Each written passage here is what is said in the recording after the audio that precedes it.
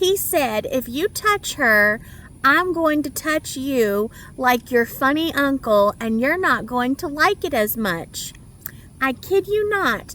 This is what Redneck John said to a gentleman in Lowe's when I was trying to serve him papers. Let me tell you the story. I was trying to serve papers to a gentleman that continued to evade me, that happened to live at a mobile home court that I was the process server of, that, the owner hired me to serve her eviction papers.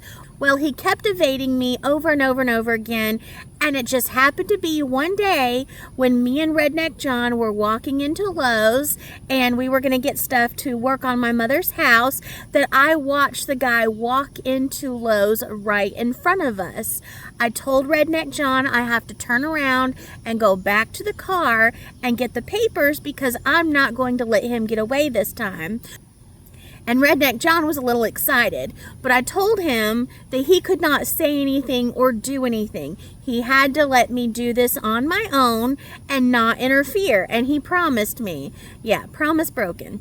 Well, we walk into Lowe's and we're following this guy pretty far behind so he doesn't, get any weird feeling, and we follow him all the way to the plumbing section.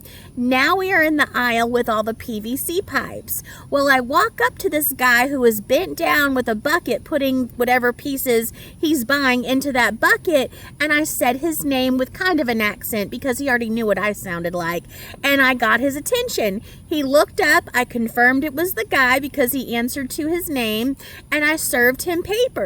Well, the guy stood up as if he was going to put his hands on me, like swing at me. And Redneck John looked directly in this guy's face and said, if you touch her, I'm going to touch you like your funny uncle, and you're not going to like it as much. Like, job is done. I put the papers in his bucket and said, you've been served. But thank you, Redneck John. Like, I could technically have been sued for that. Thank goodness that guy was not intelligent enough to know that. And, yeah, that is exactly what Redneck John said. And the guy was absolutely speechless. I'm pretty sure he knew that Redneck John meant business, and I wasn't going to let him hit me anyway. But yes, that is what Redneck John said to a guy that I was serving papers to when I told him not to interfere at all. Yep. But after all of that, we walked away and I never saw the guy again. So I guess in a way it worked out, and maybe the guy was too scared to come bother us in the parking lot or anywhere else in the store, but at least the job was done and I got paid, and Redneck John had a story to tell everyone because he was very proud of himself. But yes, that is my friend Redneck John for you.